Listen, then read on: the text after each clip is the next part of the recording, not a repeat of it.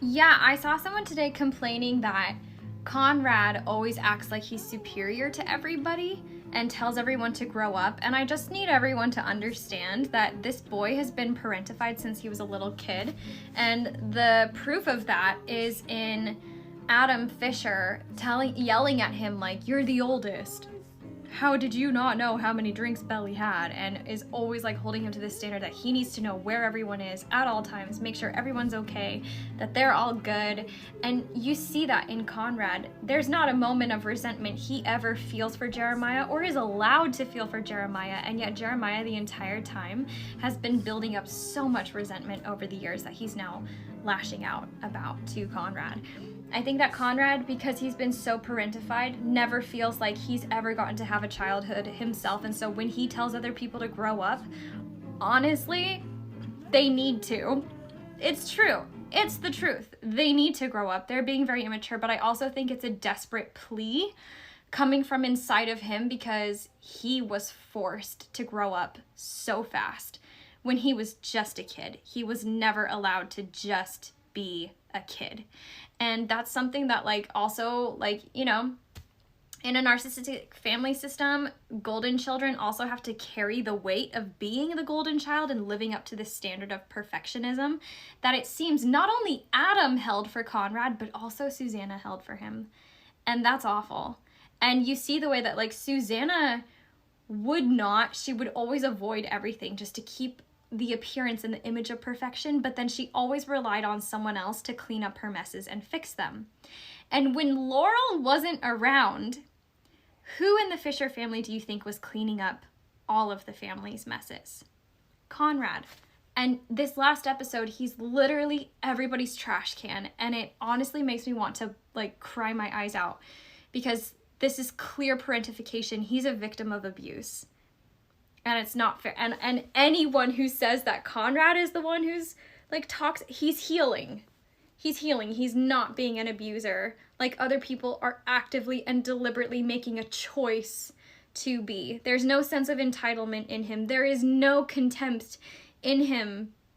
There are no baseless accusations that he throws at Jeremiah. There was only love that he was gushing out to Jeremiah the entire time, the entire day, while Jeremiah has been screaming at him for the last year, and especially took it out on him when he was going behind his back, making a move on Belly before even talking to him about I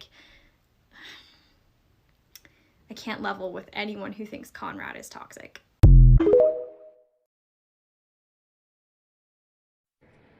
Okay, so let's talk about season 2, episode 2. At the very end of the episode, after Belly has her flashbacks and her memories of being cousins over Christmas with Conrad in the fireplace scene and all that fun stuff.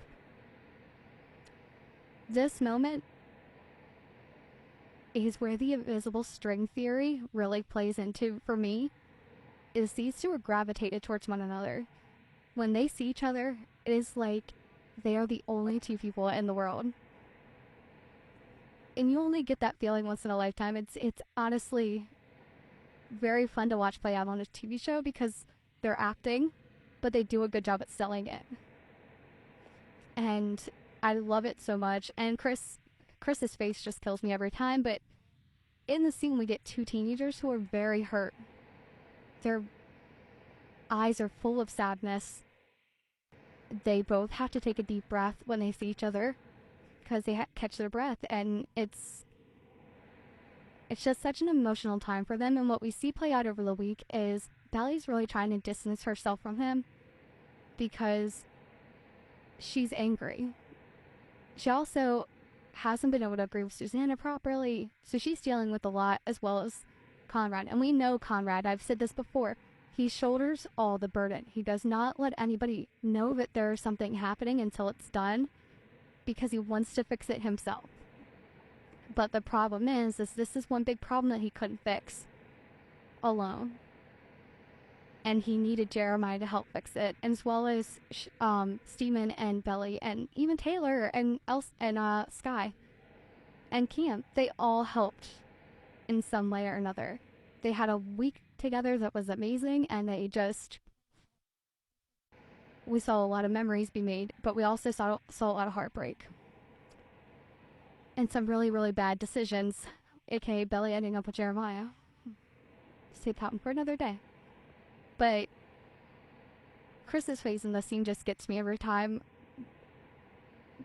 These two are just magnetic, and I will always be Team Conrad and Belly.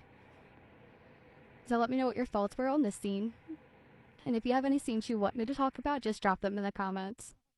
Recently, I've gotten a lot of comments about how people are upset with Jenny for changing Jeremiah's character so much from the books to the show. And honestly, she's changed every character so much. And I got a comment on one of my videos the other day that has seriously had my head spinning about how we compare what we read in the book to what we see play out in the show.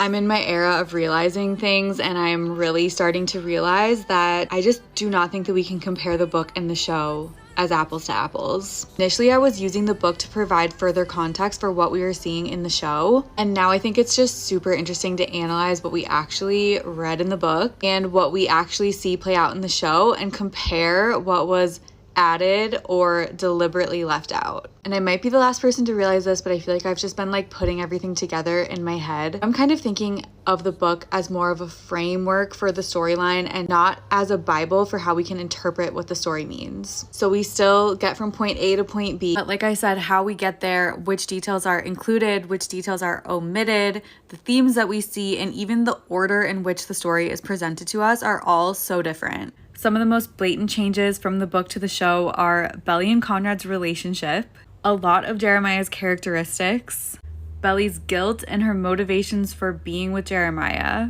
and especially in book 2 and season 2, just the order of the storyline that we're presented is really different too. And I want to talk about this specific scene. I know I talk about the scene all the time, but I think it's just so interesting. I think this scene in particular helps show that things are deliberately added or omitted, and then you can actually think of the scene in a different way than how it was presented to us in the book. And by doing that, it actually like completely changes what the scene means. So we actually got this flashback in book 1 at the very beginning.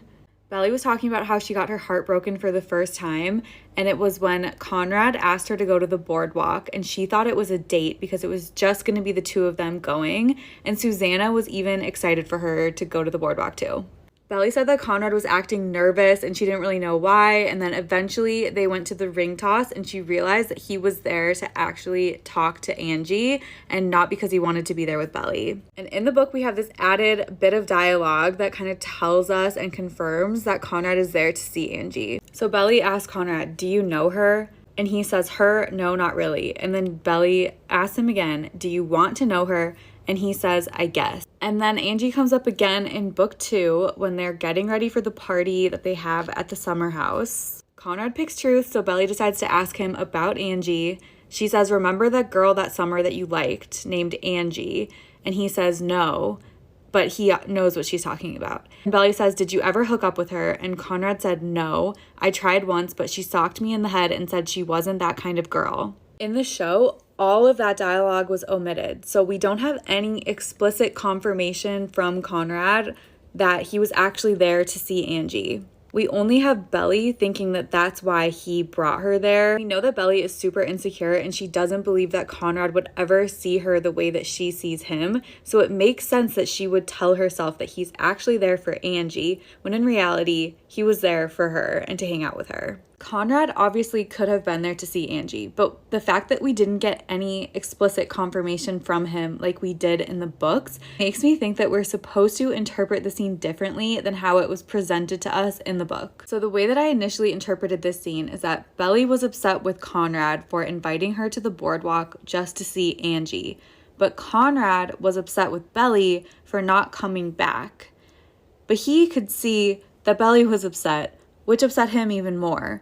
So basically nobody had a good time at the boardwalk that day. But knowing from the books that Conrad was actually interested in Angie, I was like, okay, I guess two things can be true at once. Like he could be there for Angie, but see that that upset Belly and feel bad for upsetting his friend. But now the fact that all of the Angie dialogue and the confirmation from Conrad that he was there because he was interested in Angie, because all of that is missing, I truly don't think it's important. I feel like that was a deliberate choice to leave that out, and how we're actually supposed to interpret the scene